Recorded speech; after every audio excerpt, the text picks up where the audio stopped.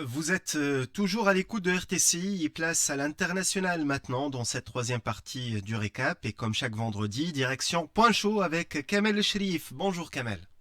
Bonjour Zied. Aujourd'hui au programme, la tournée de Donald Trump au Moyen-Orient, les tensions toujours vives et le génocide qui se poursuit à Gaza et les dernières tractations autour du dossier ukrainien. C'est parti pour Point Chaud. Point chaud avec Kamel Shrif.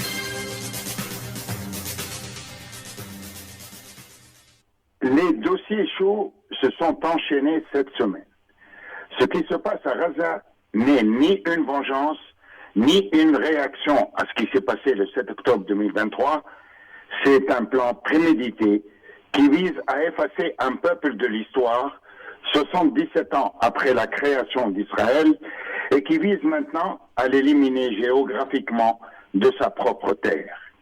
Une stratégie machiavélique, diabolique, qui se poursuit devant un monde pro-israélien qui regarde ailleurs.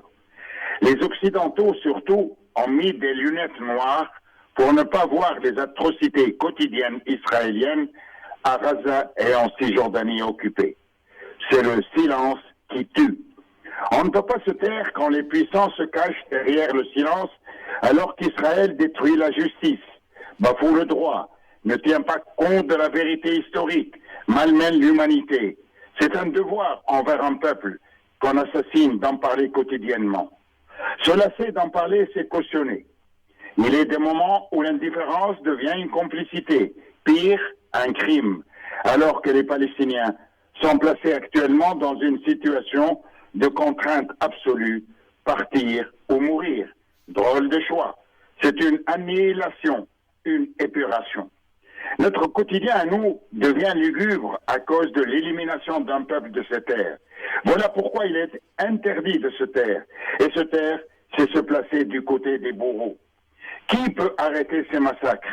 Qui peut mettre fin à cette injustice du siècle? Un seul homme, le président américain.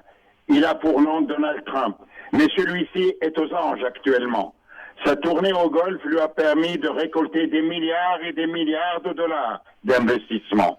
Il a trouvé son compte, isolant du coup sans protéger Israël qui se retrouve pris au dépourvu.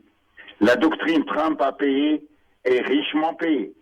Et pendant qu'il jubile avec autant de dollars, il a un œil sur Istanbul, où le flou persiste sur les premières négociations directes entre Ukrainiens et Russes, les premières depuis 3 ans. Et ils doivent commencer en principe aujourd'hui.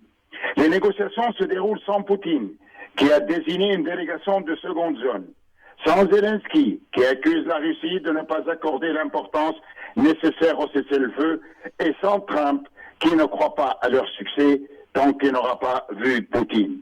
On est dans une chute morale, une chute de crédibilité, une chute de souveraineté, une chute d'humanité.